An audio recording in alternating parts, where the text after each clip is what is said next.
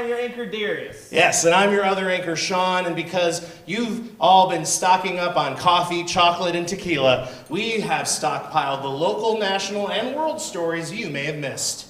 You're welcome. Grand Rapids, this is... NewsFlash! Ding dong. Our top story tonight, adding insult to injury of convicted felon Donald Trump's inauguration on Martin Luther King Day. Since then, he signed multiple executive orders gutting federal DEI programs, including pausing Pentagon celebrations of Black History Month and other federally recognized observances. And then, on the first day of Black History Month, local and Black-owned wine and jazz bar GR Noir announced they would be closing at the end of the month. I'm just going to go ahead and say it, and I don't care if this is a little controversial. I think America has a problem with racism. What do you think, Darius? Oh, no, wait, it's probably like problematic for me to even put that on you. Oh my gosh. Could you just like say I'm one of the good ones and we can move on? For today. Thank you. All right, I'll take that. All right. Look, on the bright side, there will be multiple events still at GR Noir held throughout the month of February. So, if you know anybody who is against DEI, here is a perfect opportunity to pull a great prank and break out the LL Bean sweater and invite them to live up to their WASP heritage as wine and jazz snobs.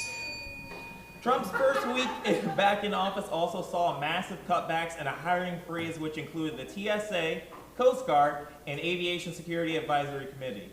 And then, wouldn't you know, we had a few unfortunate aircraft incidents last week. Ooh. First in DC and then a day later in Philadelphia. There's obviously nothing funny about these tragic collisions, and our hearts obviously are with the families of the victims, but you know who isn't? Mr. Truth himself. Who immediately started sowing confusion and shirking responsibility and casting blame on everyone from Pete Buttigieg, Biden, and DEI in general.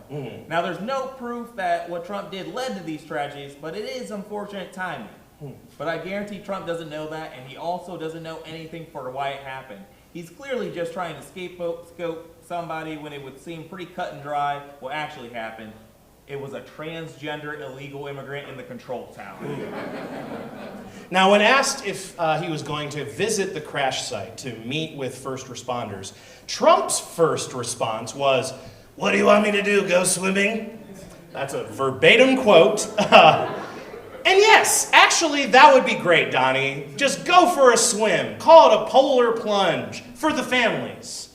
Actually, it was announced that Herr Elon is meeting with Boeing to finish production on the new Air Force One in what some are calling a rush job. So maybe we just wait this one out and see what happens, huh? Man, let nature take its course. Trump's tariffs against China, Mexico, and Canada went into effect on Saturday, with economists unanimously agreeing with these will absolutely raise prices on goods like lumber and gasoline. Just in time for the big UP gas-fired winter party. Ooh, nice, my favorite. Governor Whitmer called out the devastating effects that these tariffs could have on the auto industry, and when Big Gretch swaps out her happy mom face for a serious mom face, you know it's going to be bad. Ford is already modifying its slogan to "Build Ford Tough Enough." Trump himself backpedaled from his campaign promises of cheaper groceries, finally admitting that there might be some potential pain in the form of higher prices, but it will be worth it.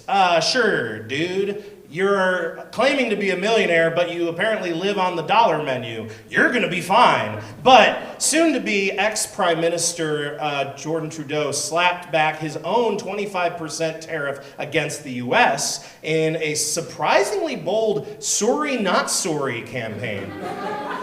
And China's Ministry of Commerce said he would file a legal case through the World Trade Organization. So that's pretty serious. What they don't know is that I, too, have an ancient Trump secret up my sleeve, and it involves me also playing joke with something that may or may not be in your Coke.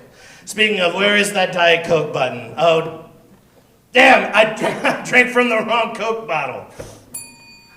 He drank pee, that's what he was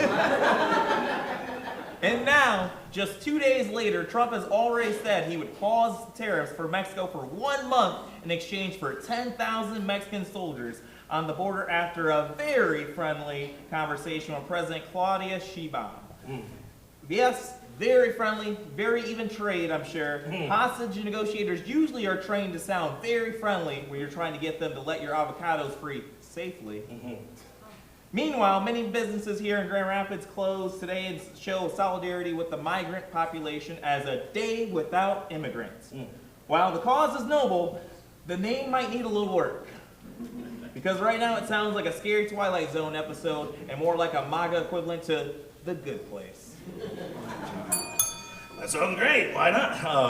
Okay, with the price of food about to go up, it's best to look into alternative methods of putting food on your family. So, Subway's here to help everyone. They have just announced their latest foray into length-based foods. Foot-long nachos. Yes, in a partnership with Doritos, this is 100% real. You know things are bad when a restaurant is just like, you know what, fuck it, let's just go to high school football game concessions. Subway is putting off a national rollout, so it's only in certain select stores right now because they have their food scientists working around the clock to perfect the foot-long jalapeno. Yesterday was Groundhog's Day, and sadly, Paksani Phil did see his shadow. So that means 6 more weeks of insane executive orders. But also, 6 more Sonic movies. Hogs got to stick together after all, ground or hedge. And ultimately, 6 more years of human civilization. Oh, nice. Yikes. The Grammys were also yesterday, aka the Super Bowl for people like me who did not do sports in high school and marching band instead. Beyonce won for Album of the Year and Best Country Album, which was presented by Taylor Swift, who went home empty-handed. Aww. So, this means a few things. 1, Beyonce is officially better at country music than Taylor Swift. She hasn't won that category in over a decade. Swift is definitely going to try a Cowboy Taylor throwback comeback album with thinly veiled revenge tracks about Beyonce, but not too explicit so the Illuminati doesn't come after her. And also, lots of dudes in trucks with wraparound sunglasses are about to reluctantly become Swifties in order to own the libs. So, looking forward to that. Also, Kendrick Lamar wore a Canadian tuxedo.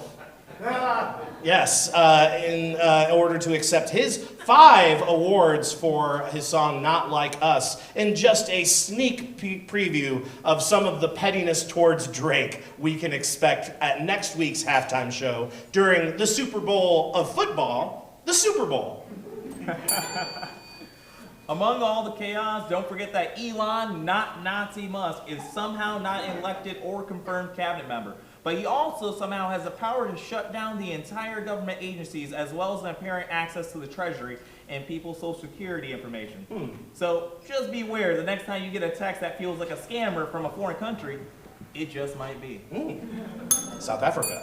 Also, to close a notable chapter in our nation's history, the final 4 remaining monkeys who escaped from the Alpha Genesis facility in South Carolina last winter were finally found and returned. So all 43 are now back safely at home.